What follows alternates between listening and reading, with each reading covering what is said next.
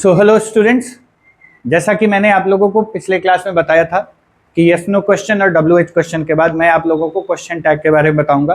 हालांकि मैंने पिछले वीडियो में क्वेश्चन टैग को इंट्रोड्यूस कराया था, लेकिन मैंने आपसे कहा था कि मैं क्वेश्चन टैग को डिटेल में आप लोगों को बताऊंगा, जितने भी उसके रूल्स पॉसिबल हैं और जिन जिन रूल्स के आधार पर हम क्वेश्चन टैग बनाते हैं। पहले बात समझते हैं, फिर से एक बार क्विक रिकैप कर लेते हैं कि क्वेश्चन टैग क्या होता है। क्वेश्चन टैग एक ऐसा इंटरोगेटिव सेंटेंस है जिसका यूज हम लोग अपने संदेह को दूर करने के लिए करते हैं।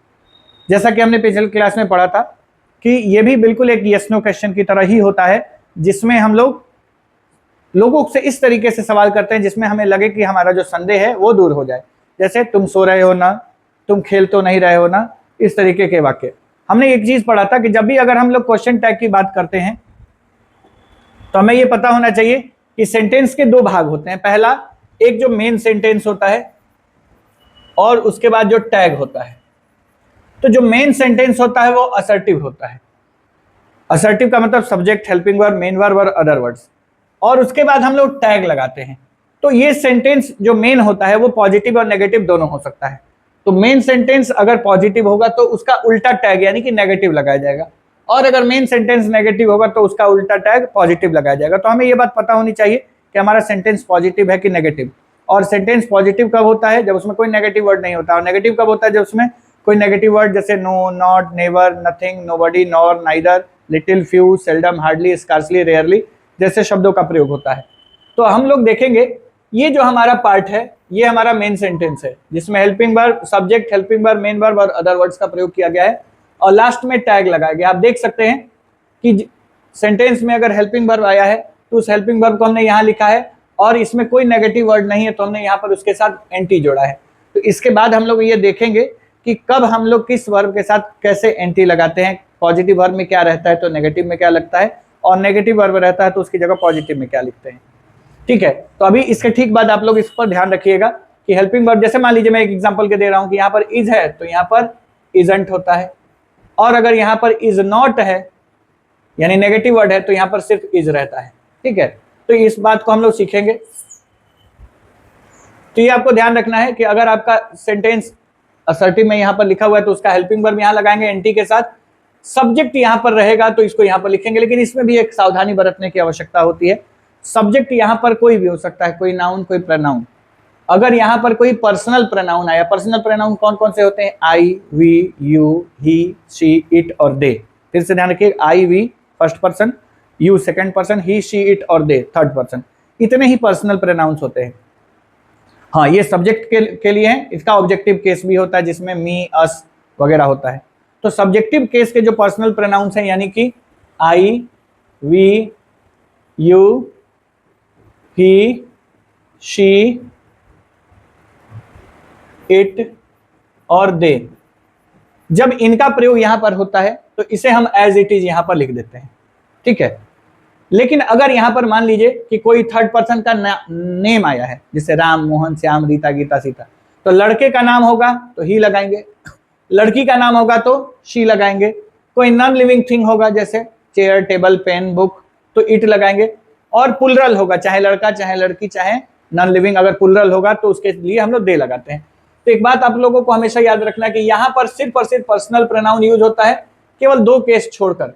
एक केस होता है देयर, THERE, देयर, और एक केस होता है वन। वन मतलब कोई, वन बॉय, वन गर्ल वाला वन नहीं, कोई वाला वन, किसी वाला वन, एनीवन के सेंस में जो वन आता है। तो अगर यहाँ पर देयर लिखा जाता है तो यहाँ पर देयर रिपीट होता है, यहाँ पर वन लिखा जाता है तो यहाँ पर वन रिपीट होता है। लेकिन यही अगर वन बॉय होगा तो ही लिखा जाएगा, वन गर्ल होगा तो सी लिखा जाएगा, वन पेन रहेगा तो इट लिखा जाएगा।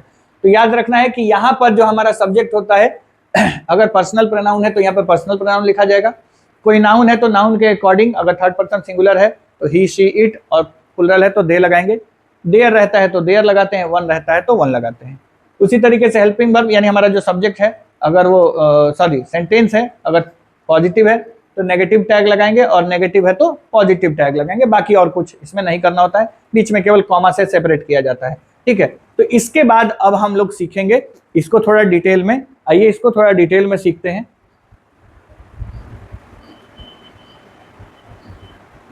देखिए, जैसा कि मैंने आप लोगों को बताया था कि हेल्पिंग वर्ब जो होता है अगर पॉजिटिव में है तो नेगेटिव टैग लगाते हैं, या पूरा सेंटेंस पॉजिटिव में होता है तो नेगेटिव टैग लगाते हैं, और सेंटेंस अगर नेगेटिव में होता है तो पॉजिटिव टैग लगाते हैं। तो आइए देखते हैं एक एक करके। देखिए, अगर आपके पास इज है, आप देख सकते हैं यहां पर, अगर आपके पास इज है तो आप क्या करेंगे, इजंट लगाएंगे, और अगर इज नॉट है तो क्या करेंगे, इज लगाएंगे। ठीक है, तो अगर मान लीजिए मैंने कहा ही इज प्लेइंग तो हो जाएगा इजंट ही, और ही इज नॉट प्लेइंग तो हो जाएगा इज ही। उसी तरीके से आर रहेगा तो आरंट लगाएंगे, और आर नॉट रहेगा तो आर लगाएंगे। दे आर प्लेइंग तो आरंट दे, और दे आर नॉट प्लेइंग तो आर दे। लेकिन जैसे ही बात एम की आएगी तो आपको पता होना चाहिए कि एम के लिए एमंट का प्रयोग नहीं किया जाता है। मॉडर्न इंग्लिश में आइंट, AINT, एम के बदले AINT का भी प्रयोग देखने को मिलता है, लेकिन ज्यादातर जो ग्रामरियंस है वो कहते हैं कि एम के लिए आप आरंट का यूज करिए। जैसे I am rich, aren't I, amn't I नहीं, आरंट आई। लेकिन अगर वही एम नॉट रहेगा तो फिर सिंपली आपको एम लगाना है। आई एम नॉट रिच तो एम आई। ठीक है, तो यहाँ पे आप लोग को ध्यान रखना है, एम का जो केस होता है वो स्पेशल होता है, इसलिए एम जब रहे तो आरंट लगाना है, लेकिन एम नॉट रहेगा तो सिर्फ नॉट हटा के एम लगा देना है। उसी तरीके से वाज के लिए वाजंट, वाज नॉट के लिए वाज, वर के लिए वरंट, वर नॉट के लिए वर, हैव के लिए हैवंट, हैव नॉट के लिए हैव, हैज के लिए हैजंट, हैज नॉट के लिए हैज, हैड के लिए हैडंट, हैड नॉट के लिए हैड। हाँ, अब यहां आ जाइए डू। अगर किसी सेंटेंस का मेन वर्ब डू हो या उसमें डू का प्रयोग हुआ हो, उसके बाद कोई वर्ब आया हो, तो डू के लिए आप डोंट लगा सकते हैं। और अगर आपके सेंटेंस का जो मेन वर्ब है वो V1, जैसा कि मैंने पहले भी आप लोग को बताया कि V1, V2 और V5 ये तीन वर्ब ऐसे होते हैं जो बिना हेल्पिंग वर्ब के भी प्रयोग किए जाते हैं। खास करके V2 और V5 हमेशा बिना हेल्पिंग वर्ब के आते हैं। V1 हेल्पिंग वर्ब के साथ भी आ सकता है, अकेले भी आ सकता है। तो अगर हेल्पिंग वर्ब के साथ आया है तो देखेंगे कि कौन सा हेल्पिंग वर्ब लगा है, will, would, shall, should, can, could लगा है, या डू डज लगा हुआ है। अगर डू डज डिड लगा हुआ है तो डू डज डिड उधर लेके जाएंगे, मॉडल वर्ब लगा होगा तो मॉडल वर्ब लेके जाएंगे ये। लेकिन यदि V1 अकेले आया है, आइए एग्जांपल से समझाता हूं मैं। जैसे मान लीजिए सेंटेंस में लिखा गया आई प्ले, तो V1 है तो मैं लिखूंगा डोंट आई। लेकिन मैं लिखूंगा आई कैन प्ले तो हो जाएगा can't I. I shall not play तो शैंट आई। तो अगर V1 आया है तो भी आपको डोंट यूज करना है, और अगर डू आया है तो भी डोंट यूज करना है। लेकिन यही डू नॉट आया है तो उसके लिए डू लगेगा। उसी तरीके से डज और V5, डज रहेगा तो भी, जैसे ही डज हिज वर्क तो डजंट ही, या ही वर्क्स तो डजंट ही। तो अगर डज आए चाहे V5 आए। और एक बात और मैं आपको बता दूं कि डू, डज, डिड क्या होते हैं। डू खुद अपने डू वर्ब का V1 है, डज खुद अपने वर्ब का V5 है, और डिड खुद अपने वर्ब का V2 है। तो जब डू, डज, डिड आते हैं तो इनके साथ जो दूसरा वाला वर्ब होता है वो ऑटोमेटिक V1 में ही प्रयोग किया जाता है। तो अगर V1 आया है तो, और डू आया है तो डोंट, V5 आया है या डज आया है तो डजंट, और वहीं डज नॉट रहेगा तो डज लगाएंगे। फिर आप यहां देख सकते हैं डिड रहे या V2 रहेगा तो डिडंट लगाएंगे, और डिड नॉट रहेगा तो डिड लगाएंगे। विल रहेगा तो वांट। यहां पे ध्यान रखने वाली बात है, जैसे एम में आपने ध्यान रखा था, विलंट नहीं होता है, वांट होता है। शैल का शैलेंट नहीं होता है, शैंट होता है। तो एम, विल और शैल, इनके लिए थोड़ा खास ध्यान रहता है, क्योंकि एम के लिए आरंट, विल के लिए वांट और शैल के लिए शैंट लगाते हैं। ठीक है, स्पेलिंग थोड़ा सा बदल जाता है। इसके अलावा बाकी आप कैन में, वुड, शुड जो भी देख रहे हैं सबके लास्ट में सिर्फ NT लगा देना है, N और ऊपर एपोस्ट्रोफी और T लगा देते हैं। इससे उसका नेगेटिव कॉन्ट्रैक्शन बनकर तैयार हो जाता है। ठीक है, तो आपने इस पेज पर जितना देखा एक बार अच्छे से देख लीजिए। Is, am, are, was, were, have, has, had, do या V1, डज या V5, डिड या V2, will, shall, can, may, would, should, could, might, must, ought to. इसके बाद कुछ स्पेशल वर्ब्स हैं जिसे हम लोग मार्जिनल वर्ब कहते हैं, क्योंकि मार्जिनल हेल्पिंग वर्ब और मेन वर्ब दोनों का काम करता है। तो वहां पर आपको कुछ एक्स्ट्रा चीजें जानने की जरूरत पड़ेगी। तो आइए हम लोग बढ़ते हैं अगले पेज के ऊपर। देखिए, आप देख सकते हैं ऊपर लिखा है नीड। नीड का यूज कैसे होता है। नीड और डेयर ये दो वर्ब ऐसे हैं जिनका मीनिंग अलग होता है, लेकिन यूज बिल्कुल एक जैसा होता है। नीड का मतलब होता है जरूरत या आवश्यकता, जबकि डेयर का मतलब होता है साहस या हिम्मत।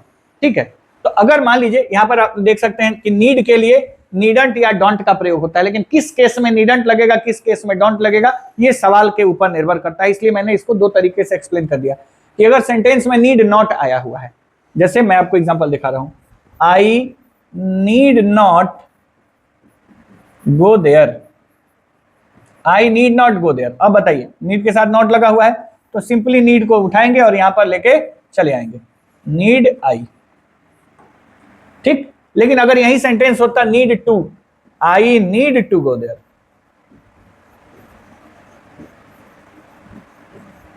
तो यहां पर नीड के लिए हम लोग डोंट का यूज करते हैं। किसका यूज करते हैं? Don't I. क्यों? क्योंकि ये नीड मेन वर्ब है, यहां पर ये मॉडल वर्ब की तरह काम नहीं कर रहा है, यहां पर ये मॉडल वर्ब की तरह काम कर रहा है। और जब भी नीड और डेयर मॉडल वर्ब की तरह काम करेंगे, इसको एक्चुअली में सेमी मॉडल या मार्जिनल कहा जाता है, इसलिए क्योंकि ये मेन वर्ब और मॉडल वर्ब दोनों का काम करते हैं। तो जब भी ये मॉडल वर्ब की तरह बिहेव करते हैं तो सारे सब्जेक्ट के साथ नीड और डेयर का ही प्रयोग किया जाता है। ऐसा नहीं है कि ही शी इट लग गया तो इसको नीड्स बना देंगे, नहीं। अगर यहां पर मैं आई की जगह ही लिखता तो ही नीड्स टू गो देयर हो जाता, लेकिन अगर यहां पर ही लिखता तो ही नीड नॉट गो देयर होता। मतलब ये कि सब्जेक्ट के बदलने से यहां पर कोई फर्क नहीं पड़ेगा, यहां पर फर्क पड़ेगा लेकिन यहां पर फर्क नहीं पड़ेगा। क्यों? क्योंकि ये मॉडल वर्ब का काम कर रहा है और ये मेन वर्ब का काम कर रहा है। तो आप देख सकते हैं यहां पर मैंने आपको बताया है कि नीड नॉट रहे तो नीड लगाइए और नीड टू रहे तो डोंट लगाइए, ठीक है। बाकी आगे जब क्वेश्चन आएगा तो आपको पता चलेगा। कई बार ऐसा होता है कि यहाँ पर नॉट नहीं होता है फिर भी नीड मॉडल वर्ब की तरह काम करता है, तो वो सेंटेंस के ऊपर निर्भर करता है। हाँ, अगर आपको देखना है तो देखिए सेंटेंस ऐसा भी आपको मिल सकता है, I don't need to go there. Actually में आपने जो पढ़ा I need not go there, उसी का ये दूसरा तरीका है बताने का। I need not go there में हम नीड लगाते हैं, लेकिन अगर यहां सेंटेंस हो I don't need to go there, तो अब मैंने आपको बताया था कि अगर डोंट डजंट डिडंट रहता है तो उसी के अकॉर्डिंग चलते हैं। तो डोंट है तो यहां पर लग जाएगा डू आई, ठीक है। और लास्ट में क्वेश्चन मार्क, ये ध्यान रखिएगा कि क्वेश्चन टैग लगा रहे हैं तो लास्ट में क्वेश्चन मार्क लगाना नहीं भूलना है। आइए, ठीक वैसे ही अगर यहाँ नीड्स या नीडेड हो तो नीड्स वर्ब का पांचवा रूप होता है तो डजंट लगाएंगे, नीडेड वर्ब का दूसरा रूप होगा तो डिडंट लगाएंगे। इस बात का आप लोगों को ध्यान रखना है। उसी तरीके से जो रूल नीड के साथ है वही रूल डेयर के साथ लागू है। अगर डेयर रहता है तो डेयरंट या डोंट का यूज करते हैं, तो डेयर नॉट रहेगा तो डेयर लगाएंगे और डेयर टू रहेगा तो डोंट लगाएंगे, डेयर्स रहेगा तो डजंट लगाएंगे और डेयर रहेगा तो डिडंट लगाएंगे। अब बात करते हैं यूज्ड टू की। देखिए यूज्ड टू में यूज्डंट और डिडंट दोनों का इस्तेमाल होता है, लेकिन अगर यूज्ड नॉट टू रहेगा तो यूज्ड लगाएंगे। जैसे मान लीजिए मैंने कहा I used to go there, मैं वहां जाया करता था। तो यहां पर आपके पास दो ऑप्शन है, एक कि आप यूज्डंट यूज करिए, यूज्डंट आई, या दूसरा डिडंट आई। हाँ, अब आप कोई कहेगा कि इसमें प्रायोरिटी किसको देनी है, तो निश्चित है यूज्ड है तो यूज्ड को ही प्रायोरिटी देंगे। लेकिन अगर आपके पास कोई चार ऑप्शन हो जिसमें यूज्ड आया ही ना हो तो वहां पे आप डिडंट लिख सकते हैं, और अगर जहां पे दोनों आया है वहां पे आपको यूज्डंट को प्रायोरिटी देनी है। लेकिन आपको यूज्ड वाले सेंटेंस कई तरीके के मिलते हैं, आप लोगों को कंफ्यूजन हो सकता है। मैं एक एग्जांपल दे रहा हूं, ये जो यूज्ड के साथ आप टू देख रहे हैं, ये ध्यान रखना है कि यूज्ड टू रहता है तभी ये मॉडल मार्जिनल जो भी कहिए, जैसे सेमी मॉडल कोई मार्जिनल कहता है कोई मॉडल कहता है। लेकिन अगर मान लीजिए मैंने कहा I used my car to go there, मैं वहां जाने के लिए अपनी कार का प्रयोग करता हूं। यहां पर यूज्ड का क्या अर्थ आ रहा है, मैं वहां जाने के लिए अपनी कार का प्रयोग करता था, और ये मैं वहां जाया करता था। अब जरा गौर कीजिए, यूज्ड टू पास्ट की हैबिट बताता है, बस इसी वजह से यहां पर डिडंट लगाया जा सकता है क्योंकि पास्ट की हैबिट बताता है, और यूज्डंट भी लगाया जा सकता है। लेकिन यहां पर यह हैबिट नहीं बता रहा है, यहां पर बता रहा है मैं वहां जाने के लिए अपनी कार प्रयोग करता था। यहां पर यूज्ड मेन वर्ब है, यहां पर यूज्ड जो है वो मॉडल वर्ब की तरह यूज हुआ है, गो मेन वर्ब है, यहां पर यूज्ड मेन वर्ब है। तो ये एक्चुअली V2 है यहां पर। क्यों V2 है? क्योंकि जितने भी वर्ब के ऐसे रूप जिनका V2 और V3 सेम होता है, उनको पहचानना अगर हो कि ये V2 है कि V3, तो आपको ये बस ध्यान रखना कि अगर अकेले आया है उसके पहले कोई वर्ब नहीं है तो वो V2 है। लेकिन उसके पहले अगर हैव हैज हैड आया है या फिर is am are was were यानी बी वर्ब आया है, बी वर्ब पैसिव में V3 लेता है अपने बाद, और हैव हैज हैड एक्टिव में अपने बाद V3 लेता है। तो ध्यान रखिएगा कि अगर ये अकेले है, इसके पहले कुछ नहीं है, तो ये V2 है। लेकिन इसके पहले अगर is am are was were have has had be been कुछ भी लगा हुआ है तो ये V3 होता है। तो अभी ये V2 है और V2 का हेल्पिंग वर्ब होता है डिड। तो आपको ध्यान रखना है कि अगर यहाँ पर V2 आया है तो यहाँ पर हमें डिडंट यूज करना है, डिडंट आई, ठीक है। इसीलिए मैंने यहाँ पर यूज के बारे में आपको बताया था कि यूज्ड रहता है तो थोड़ा केयरफुली बनाना होता है कि यूज्ड टू रहेगा तो हम यूज्डंट या डिडंट लगाएंगे, और अकेले यूज्ड रहेगा तो हम लोग डिड और डिडंट का इस्तेमाल करेंगे, ठीक है।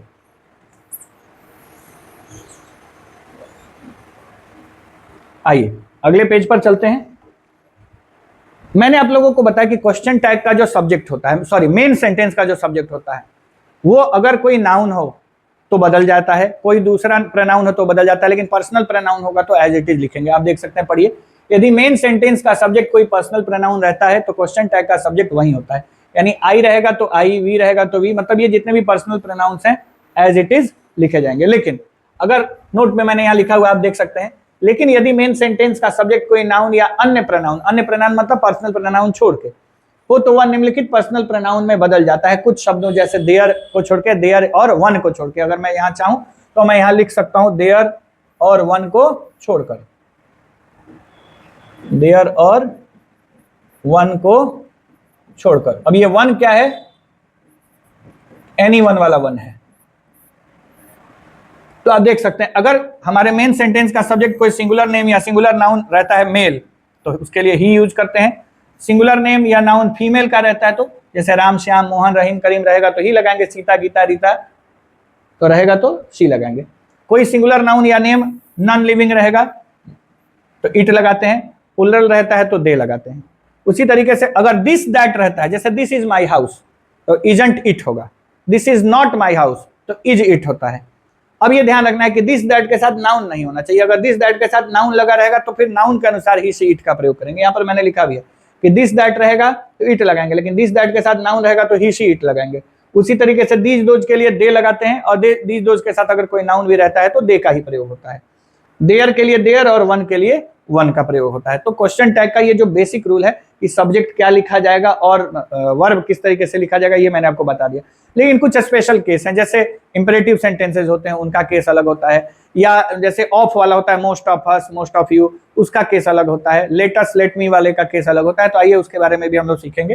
पहले मैं आपको कुछ बेसिक बातें फिर से एक बार रिपीट कर दूं। आप देख सकते हैं कि अगर सेंटेंस पॉजिटिव होता है तो नेगेटिव टैग लगाते हैं, जिसमें subject, helping verb, main verb, other word रहे तो आप हेल्पिंग वर्ब को यहाँ पर हेल्पिंग वर्ब लिखेंगे। पॉजिटिव सेंटेंस रहेगा तो एनटी जोड़ेंगे, सब्जेक्ट का पर्सनल प्रोनाउन वहां जोड़ देंगे। यहाँ पर मैंने लिखा भी है, पढ़ सकते हैं आप लोग, कि V1, V2, V5 रहे तो सामान्यतः बिना हेल्पिंग वर्ब के आते हैं, और जब वो बिना हेल्पिंग वर्ब के आएंगे तो V1 के लिए डू डोंट, V2 के लिए डिड डिडंट, और V5 के लिए डज और डजंट का प्रयोग किया जाता है। ठीक है, तो यहाँ पर आपने देख लिया पॉजिटिव सेंटेंस के लिए नेगेटिव टैग। अगर मैं इसको उल्टा कर दूं तो नेगेटिव सेंटेंस के लिए पॉजिटिव टैग आ जाएगा और सेंटेंस में कोई नेगेटिव वर्ड। आइए मैं इसको भी आपको करके दिखाता हूं।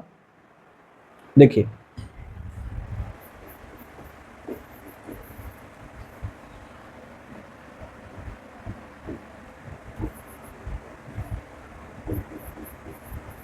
नेगेटिव सेंटेंस,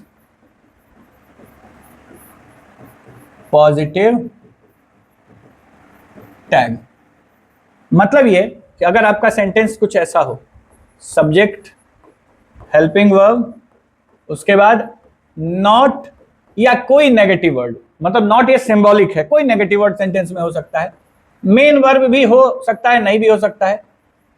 अब यहां पर जो आपका टैग है वो आपका helping verb as it is plus subject use करेंगे, और ये ध्यान रहे कि ये जो सब्जेक्ट है ये पर्सनल प्रोनाउन होना चाहिए।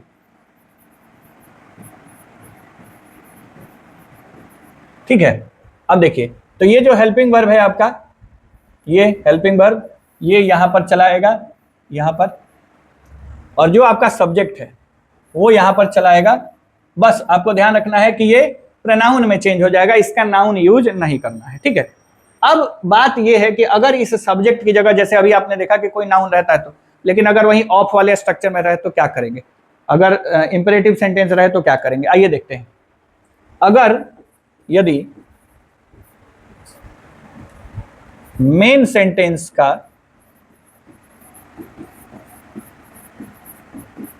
सब्जेक्ट नंबर 1, अब जैसे देखिए, आप any, some, most, all, both, either, neither, etc, इसके बाद लग जाए ऑफ, और इसके बाद लग जाए देम, अस या यू, यानी यहां पर कोई भी ऐसा शब्द लिखा हो, इनमें से कुछ भी, मतलब और भी हो सकते हैं, और उसके बाद देम, अस और हो। तो देखिए जब देम रहता है तो क्वेश्चन टैग में हम दे लगाते हैं, अस रहता है तो वी लगाते हैं, और यू रहता है तो यू लगाते हैं। ठीक है, ध्यान से देख लीजिए। पहला यहाँ पे मैंने बताया any, some, most, all, both, either, neither, कुछ भी रहे। उसके बाद ऑफ लगा रहे, देम रहेगा तो दे यूज करेंगे क्वेश्चन टैग में। यहाँ पर मैं लिख देता हूं क्वेश्चन टैग में। ठीक है, इनमें से कुछ ना कुछ यूज करेंगे। ठीक है, मतलब देम के लिए दे, अस के लिए मतलब जो ये ऑब्जेक्टिव केस में, चूंकि प्रीपोजिशन के बाद हम लोग ऑब्जेक्टिव केस यूज करते हैं, लेकिन जैसे ही वो सब्जेक्ट की जगह पर जाएगा तो सब्जेक्ट वाला यूज करेंगे। ठीक है, इसके बाद नेक्स्ट पेज पर हम लोग चलेंगे। इसको आप देख लीजिए अच्छे से कि ये सब रहेगा। तो हाँ, एक बात आप लोगों को ये भी ध्यान रखना है कि आइदर, सॉरी, जैसे नाइदर हो गया, नन हो गया, नथिंग हो गया, नोबडी हो गया, नेगेटिव सेंटेंस बनाते हैं। तो ये जब रहेंगे तो टैग हमारा पॉजिटिव रहेगा, बशर्ते ये तो सब्जेक्ट है, सब्जेक्ट की बात की जा रही है यहाँ पे, तो सब्जेक्ट को ध्यान देना। चलिए इसके बाद आगे बढ़ते हैं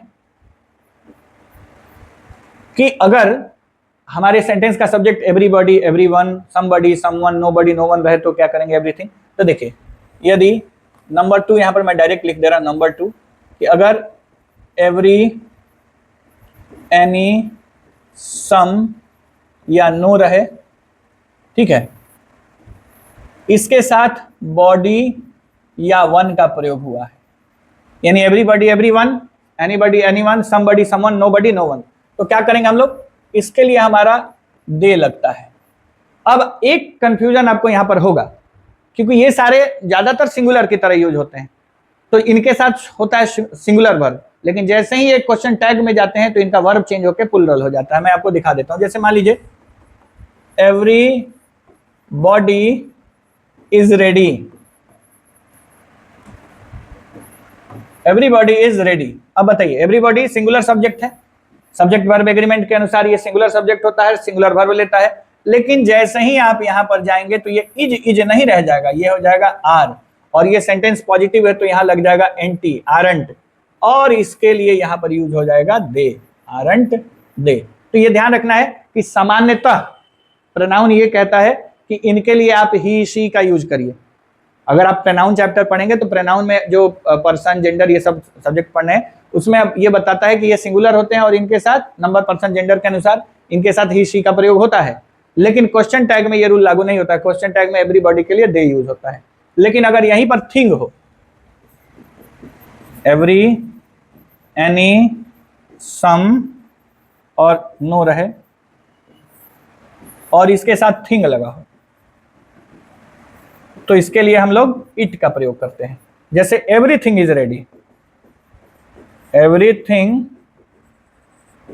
इज रेडी, यहां पर लिखेंगे इजंट इट, यानी ये इज का इज ही रहेगा, पॉजिटिव है तो नेगेटिव हो जाएगा, और ये एवरीथिंग है तो। अब एक बात ध्यान रखिए, अगर यहां पर नो बॉडी इज रेडी होता तो क्या करते, अगर यहां पर होता नो बॉडी इज रेडी तो यहां पर आरंट दे की जगह आर दे होता। क्यों? क्योंकि नो बॉडी सेंटेंस को नेगेटिव बना देता। उसी तरीके से नथिंग इज रेडी होता तो यहाँ इजंट इट की जगह इज इट हो जाता, क्योंकि nobody, no one, nothing, ये तीनों नेगेटिव वर्ड्स हैं। ठीक है, तो आप लोग देख सकते हैं इसको अच्छे से कि अगर बॉडी या वन रहता है तो हम लोग कौन सा रूल लगाते हैं। ठीक है, तो अब इसके बाद हम लोग आगे बढ़ेंगे।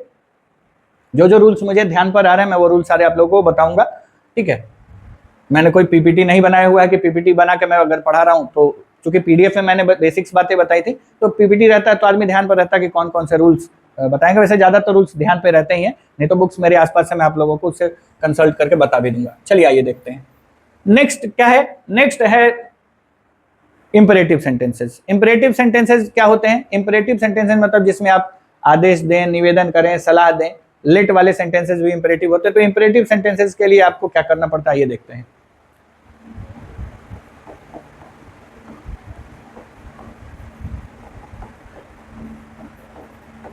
इंपरेटिव सेंटेंसेस अगर रहे तो आप लोग जानते हैं अगर इंपरेटिव सेंटेंस पॉजिटिव हो तो पॉजिटिव सेंटेंस की बनावट कैसी होती है? V1 प्लस अदर वर्ड्स, ये अदर वर्ड ऑब्जेक्ट भी हो सकता है। और अगर नेगेटिव हो तो क्या होता है? नेगेटिव होता है don't plus V1 plus other words. हाँ, अगर रिक्वेस्ट वाला होता है तो प्लीज वगैरह लग सकता है, तो उससे कोई फर्क नहीं पड़ता। तो यहां ध्यान दीजिए, तो इसका क्वेश्चन टैग क्या होगा? तो पॉजिटिव वाले सेंटेंस में आपको लग रहा होगा कि V1 है तो V1 के लिए तो डू डोंट लगता है। जी नहीं, इंपरेटिव में आपका सारा गेस, सारा अंदाजा फेल हो जाएगा। देखिए, इसके लिए हम लोग या तो want you लगा सकते हैं या फिर will you लगा सकते हैं। तो यहाँ पे दो प्रकार का आपको कंफ्यूजन देखने को मिलेगा। पहला कंफ्यूजन ये कि V1 है फिर भी, तो देखिए कई बार हम लोग सामने जो होता है तो उसको क्या बोलते हैं, बैठो, बैठोगे, बैठोगे ना, बैठोगे नहीं ना, तो गागे की दिमाग में आ रहा है, ध्यान से समझिए। जाओगे, जाओगे ना, नहीं जाओगे, इस तरीके से बोलते हैं हम लोग। या मैंने कहा बैठो, बैठोगे ना, जाओ, जाओगे ना, मत जाओ, नहीं जाओगे ना, तो गागे की लग रहा है। आप ध्यान से समझ रहिए, समझते रहिए। गागे की लगता है तो गागे की का मतलब क्या होता है, विल, वुड, विल, शैल। तो देखिए, तो यहां पर अच्छा, तो पहला कंफ्यूजन ये। दूसरा ये कि अगर आपका इंपेरेटिव सेंटेंस पॉजिटिव है तो आप नेगेटिव टैग भी लगा सकते हैं, पॉजिटिव टैग भी लगा सकते हैं, कोई रेस्ट्रिक्शन नहीं है। लेकिन प्रायोरिटी किसको देंगे, प्रायोरिटी हमेशा इसको देंगे क्योंकि पॉजिटिव सेंटेंस है। लेकिन लग दोनों सकता है, ये ध्यान रखिएगा, गलत दोनों में से कोई नहीं है। लेकिन नेगेटिव टैग है तो ये टेंशन खत्म है। नेगेटिव टैग है तो आपके पास एक ही ऑप्शन है, विल यू। ठीक है। उसी तरीके से अगर आपका सेंटेंस लेट से शुरू होता है, लेट मी, लेट हिम, इस तरीके से हो तो भी यही होता है। अगर आपका सेंटेंस लेट से शुरू हो, late plus late me, let him, let them, etc। अच्छा, ये ध्यान रखिएगा, लेटस के लिए अलग रूल है, लेट अस रहेगा तो अलग रूल है। तो late me, let him, let them रहता है तो क्या करते हैं, इसके लिए भी वही लगाते हैं, विल यू या वॉन्ट यू। लेकिन लेटस रहता है तो शैल वी, और कहीं कहीं शुड वी भी आपको देखने को मिलेगा, शैल वी या should we. Let me, let him, let them, let Mohan, let Ram, let Shyam, let the boys, कुछ भी रहेगा तो विल यू या वॉन्ट यू। और लेटस रहेगा तो शैल वी या शुड वी। लेकिन एक कंडीशन यहां पे और है, कई बार वाक्य से डांटने का बोध होता है, बैठोगे कि नहीं बैठोगे, चुप रहोगे कि नहीं रहोगे। तो जब हम लोग डांटने का बोध करते हैं तब वहां पर बदल जाता है। तब अगर हम डांटने का बोध हो तो, डांटने का बोध हो तो हम लोग यहां पर कांट यू का यूज करते हैं, कांट यू लगाते हैं। जैसे मान लीजिए एग्जांपल, मैंने कहा शट अप, तो इसका होगा कांट यू। तो ये ध्यान रखिएगा आप लोग कि जब इंपेरेटिव सेंटेंसेस होते हैं तो हम लोग पॉजिटिव में विल यू या वांट यू लगाते हैं, नेगेटिव में विल यू लगाते हैं। Late me, let him, let them रहता है तो विल यू या वांट यू लगाते हैं। लेट वाला भी एक्चुअली में इंपेरेटिव सेंटेंस ही है, लेट वर्ब है और वर्ब का पहला रूप है। यहां पर भी लेटस रहेगा तो लेटस के लिए आपको शैल वी या शुड वी लगाना पड़ता है। और डांटने का बोध हो तो क्या करना है, डांटने का बोध हो तो कांट यू यूज करते हैं, तो शट अप, कांट यू। ठीक है। तो अब अगर देखा जाए तो ज्यादातर जो रूल्स हैं ये हो चुके हैं, क्योंकि मेन इंपेरेटिव सेंटेंस के रूल में कंफ्यूजन होता है, प्लस वो ऑफ वाला जो रूल होता है उसमें कंफ्यूजन होता है। इसके अलावा आप लोगों को एक चीज ध्यान रखना होता है कि वर्ब अगर आया हुआ है तो वो मेन वर्ब है कि हेल्पिंग वर्ब। जैसे हैव, हैज, हैड वाले सेंटेंसेस में लोगों को कंफ्यूजन होता है, वन वाले में कंफ्यूजन होता है। ये देख लेते हैं एक बार हैव, हैज, हैड वाला भी। जैसे मान लीजिए मैंने कहा आई हैव प्लेड, अब यहां बताइए हैव यहां पर हेल्पिंग वर्ब है तो ये यहां पर चला आएगा, हो जाएगा हैवंट, हैवंट आई। लेकिन अगर मैं कहूं आई हैव अ कार, तो देखिए यहां पर जो हैव है ये मेन वर्ब है। जब भी किसी सेंटेंस में एकमात्र वर्ब अकेले आता है, बी वर्ब को छोड़ दिया तो, मतलब is, am, are, was verb को छोड़ दिया जाए तो हैव, हैज, हैड पर ये रूल लागू होता है। तो उसे मेन वर्ब जब हम लोग कंसीडर करते हैं तो यहां पर हैवंट की जगह डोंट को प्रायोरिटी दिया जाता है, डोंट आई। वैसे कुछ किताबों में इसको हैवंट आई आप देख सकते हैं, लेकिन ज्यादा प्रायोरिटी आपको किसको देनी है, डोंट आई को। अगर यहां हैव की जगह हैड होता तो क्या करते, तो हम लोग यहां डिडंट का यूज करते हैं, डिडंट आई या फिर हैडंट आई। और वहीं अगर यहां पे जैसे ही हैज लगा दिया जाए तो मान लीजिए मैंने कहा ही हैज अ कार, तो हैज, देखिए ध्यान रखिएगा, हैड V2 है, हैव V1 है और हैज V5 है। ये आपका V2 है, ये आपका V5 है और ये आपका V1 है। तो V5 के लिए क्या लगाते हैं, डज। तो यहाँ पर क्या हो जाएगा बताइए, तो ये हो जाएगा डजंट ही या फिर हैजंट ही। ठीक है, तो ज्यादातर जो सेंटेंसेस के मैंने रूल्स बताए, मैक्सिमम रूल यही है। अब बस आप लोगों को ये ध्यान रखना है कि सेंटेंस जो है वो पॉजिटिव में है कि नेगेटिव में है। तो जब भी आप क्वेश्चन टैग के सवाल बनाएं तो आपको सबसे पहले क्या समझना है, सबसे पहले ये समझना है कि हमें ये पता है कि नहीं है कि सेंटेंस पॉजिटिव है कि नेगेटिव है। नेगेटिव बनाने के लिए no, not, never, neither, nor, nothing, nobody, no one, hardly, scarcely, rarely, seldom, little, few, ये सारे शब्द इस्तेमाल किए जाते हैं। नाइदर, नॉर वगैरह सब शब्द प्रयोग किए जाते हैं। यानी ये सारे शब्द रहेंगे तो सेंटेंस नेगेटिव हो जाएगा, और अगर ये सारे शब्द नहीं है तो सेंटेंस पॉजिटिव हो जाएगा। तो एक बार फिर से देख सकते हैं आप लोग, यहाँ पर मैंने हैव का रूल बताया, इस पेज पर मैंने आपको इंपरेटिव सेंटेंसेस के रूल्स बताए, पॉजिटिव, नेगेटिव, डांटने का बोध हो तो late me, let him, let us रहेगा तो क्या करेंगे। इसके बाद मैंने यहाँ पर बताया everything, everybody, everyone, anybody, anyone, somebody, someone, nobody, no one वाला कि दे लगाते हैं उसके लिए, और थिंग रहेगा तो इट लगाते हैं। अगर नेगेटिव सेंटेंसेस होगा तो पॉजिटिव टैग लगाते हैं, और सब्जेक्ट, क्वेश्चन टैग का सब्जेक्ट हमेशा एक पर्सनल प्रोनाउन होता है। और अगर मेन सेंटेंस का सब्जेक्ट इन सारे में से कोई शब्द है, ईटीसी लिखा हुआ है मैंने, और भी शब्द जो पॉसिबल है हो सकते हैं, ऑफ लगा के अगर ये लगा हुआ है तो इनका इस्तेमाल करते हैं। देम के लिए दे, अस के लिए वी, और यू के लिए यू। पॉजिटिव सेंटेंस रहेगा तो नेगेटिव टैग लगाते हैं। अब ये ध्यान रखना है कि पॉजिटिव सेंटेंस में कई बार ऐसा होता है कि मेन वर्ब की जगह V1, V2, V5 रहता है और हेल्पिंग वर्ब कुछ नहीं होता है। तो V1 के लिए डू डोंट, V2 के लिए डिड डिडंट, और V5 के लिए डज और डजंट का यूज करेंगे। इसके बाद मैंने यहाँ पर बता दिया कि सेंटेंस का अगर मेन सेंटेंस का अगर सब्जेक्ट पर्सनल प्रोनाउन है तो यही रिपीट होता है क्वेश्चन टैग में, और अगर कोई नाउन है या कोई दूसरा प्रोनाउन है तो उसके लिए पर्सनल प्रोनाउन, उसका इक्विवेलेंट पर्सनल प्रोनाउन यूज किया जाएगा। आप देख सकते हैं इसमें। इसके अलावा मैंने नीड, डेयर और यूज्ड टू के बारे में रूल्स बताए, और इसके बाद मैंने आप लोगों को क्वेश्चन टैग में ये जो वर्ब हैं पॉजिटिव में रहेंगे तो नेगेटिव में उन्हें कैसे लिखा जाएगा, नेगेटिव में रहेंगे तो पॉजिटिव में कैसे लिखा जाएगा, एक बार आप उसको अच्छे से देख लीजिए। इसके बावजूद भी अगर आपको लगता है कि कोई चीज़ छूट गया है मुझसे, तो आप लोग भविष्य में या जब वीडियो आप देखें तो आप मुझे कॉमेंट में बता सकते हैं। मैं कोशिश करूँगा कि जो छूटे हुए रूल्स हैं मैं उन लोगों को आपको बता दूँ।